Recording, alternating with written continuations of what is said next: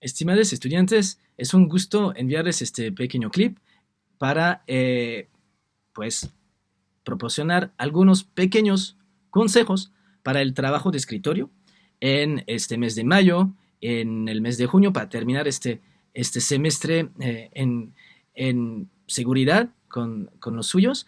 Y pues algunos pequeños tips basados en experiencias vividas y también en la observación de personas con quienes yo trabajo, ¿no? La pregunta general de esta pequeña intervención para responder a la solicitud de algunos de ustedes cuando pues se están preparando a escribir lo que llamaríamos un ensayo. Entonces la pregunta general es, ¿cómo podemos estudiar, trabajar en condiciones favorables para una producción escrita pues, como la esperamos en este programa de la Maestría en Educación para la Interculturalidad y la Sustentabilidad? Vamos a ver en un primer momento lo que se entiende por ensayo, en el género ensayístico, en el lenguaje académico común. En un segundo momento, veremos con Howard Becker, un sociólogo americano, que no debemos encontrar la única manera correcta de escribir un ensayo, sino descubrir lo que queremos escribir, ¿no? En la introducción, en el desarrollo, en las partes, en las conclusiones, la bibliografía, las ilustraciones, ¿no? Y en un tercer momento veremos, veremos condiciones más propicias, más favorables a la concentración, al autocuidado y también para el interaprendizaje y el autoaprendizaje. Si nos referimos a qué es el ensayo, es un género escrito a la manera de una prosa, un género literario, ¿no? Que busca explorar, analizar, interpretar, evaluar un tema, ¿no? Es decir, un tema problematizado. Entonces hay un género clásico, en un sentido estricto, del ensayo, un escrito bastante serio, ¿no? Fundamentado en una reflexión de carácter argumentativa, ¿no?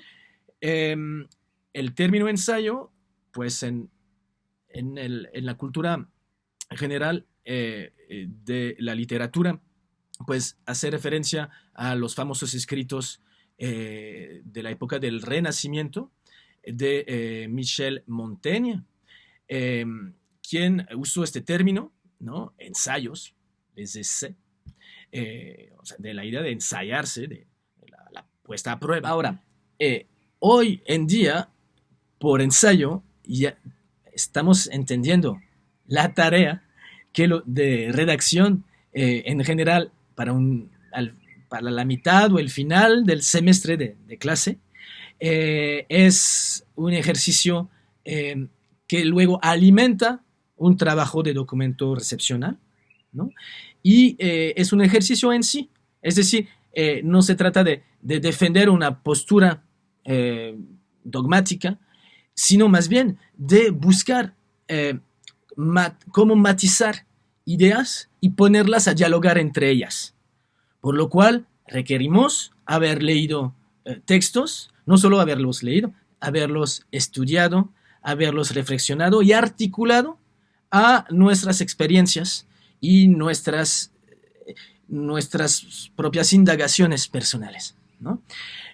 Les quisiera hacer una pequeña recomendación bibliográfica de mi sociólogo preferido, Howard Becker, un libro publicado en español por Siglo XXI que se titula Manual de Escritura para Científicos Sociales. Cómo empezar y terminar una tesis, un libro o un artículo. Es un libro que él escribió pensando en sus propios estudiantes y Howard Becker describe aspectos específicos de la práctica de escribir. Nos menciona algunos puntos importantes que creo que pueden ustedes retomar más adelante en la maestría o tal vez un doctorado o en otros momentos. Eh, Nos menciona que cuando iniciamos a escribir, dejamos salir palabras que ni siquiera superarían el primer esbozo.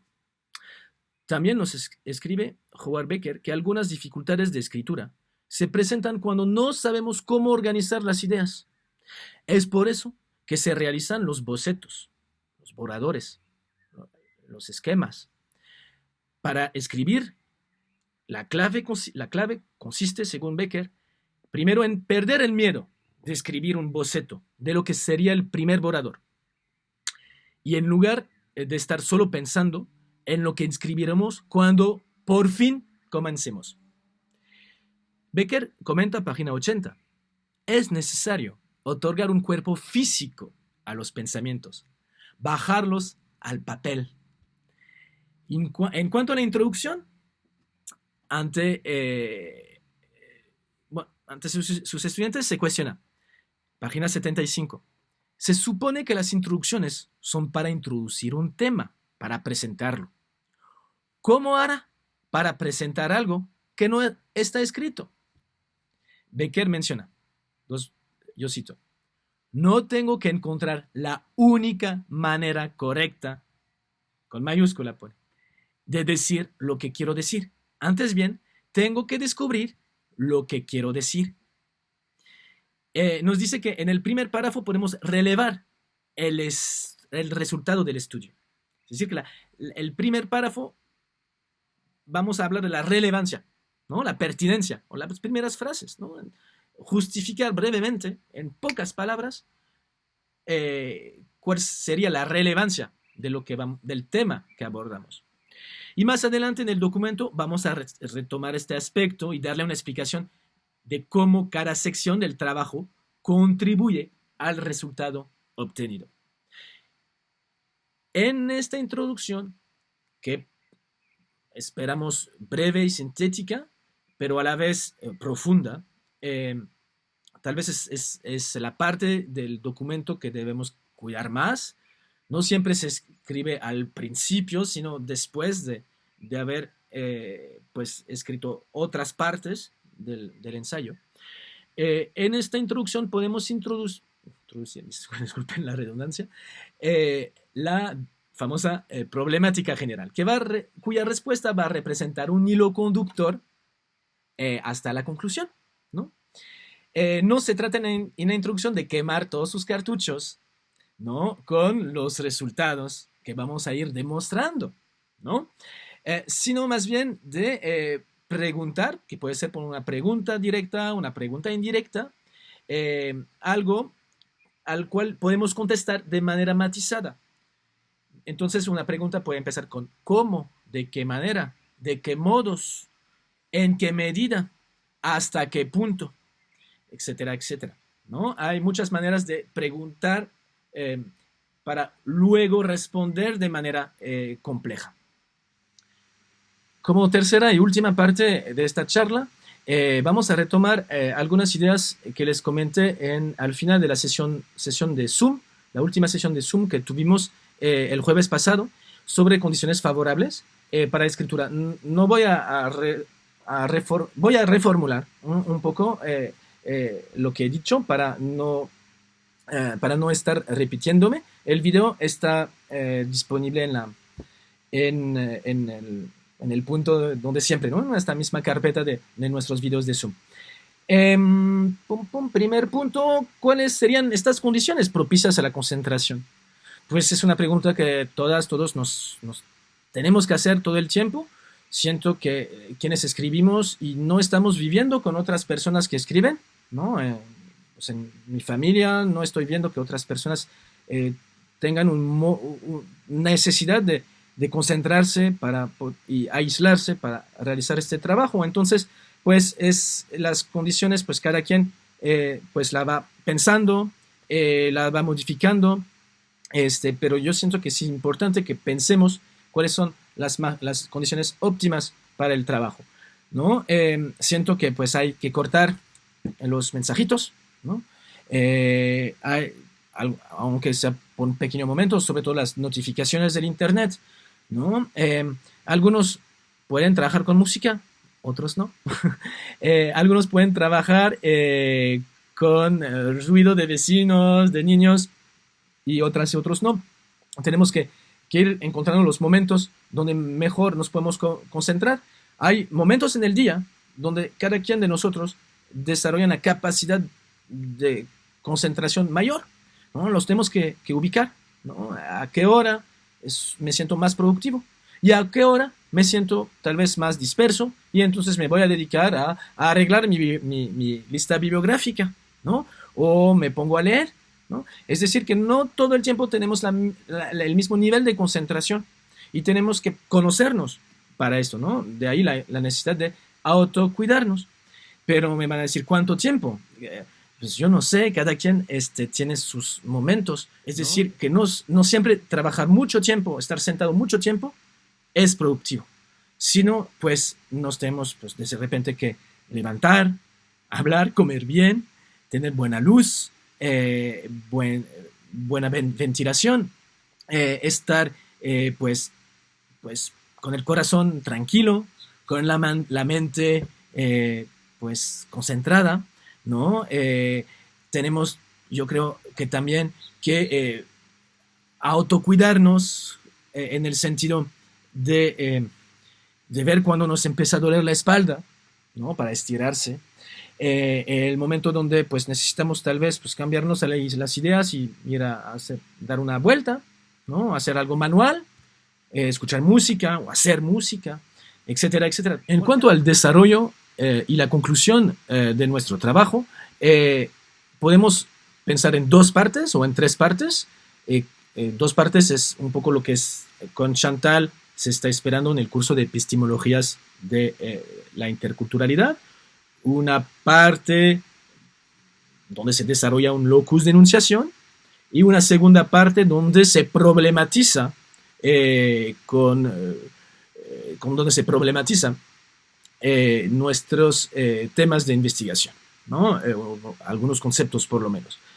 En una conclusión, vamos a esperar no solo una pequeña síntesis, sino también una apertura hacia, pues, tal vez otra pregunta, o ahora, ¿qué tocaría hacer? ¿No? Para ir construyendo poco a poco un posicionamiento epistemológico que de por sí no va a ser nunca definitivo, ni durante la MEIS, ni después de la MEIS, sin duda. Entonces vamos a concluir con los retos del trabajo del inter y la autoaprendizaje. El interaprendizaje es decir, el trabajo entre todos nosotros y nosotras, nosotres, cuando nos relemos entre todos, cuidar nuestras sensibilidades, cuidar nuestros ritmos. No todos tenemos las mismas necesidades. Algunos caminan rápido, otros caminan más lento. Y como pedagogos pues tenemos que pensar en toda esta diversidad de los ritmos de las caminatas y siento que pues nunca podemos olvidarnos a la retaguardia cuando la vanguardia está pues agarrando un buen ritmo de caminata, ¿verdad? Y ir caminando al ritmo del más lento, que no significa del más atrasado. Escribe Jacques Rancière sobre el maestro ignorante. Escribe que todo hombre del pueblo puede concebir su dignidad de hombre, tomar conciencia de su capacidad intelectual y decidir su uso. La cita para cerrar esta charla es la siguiente, página 13 de la edición de 2013. Un individuo tiene necesidad de apropiarse de un conocimiento que no puede hacérselo explicar. No existe hombre alguno sobre la tierra que no haya aprendido alguna cosa por sí mismo y sin maestro explicador. Llamemos a esta manera de aprender, él pone comillas, enseñanza universal. Y podemos afirmarlo.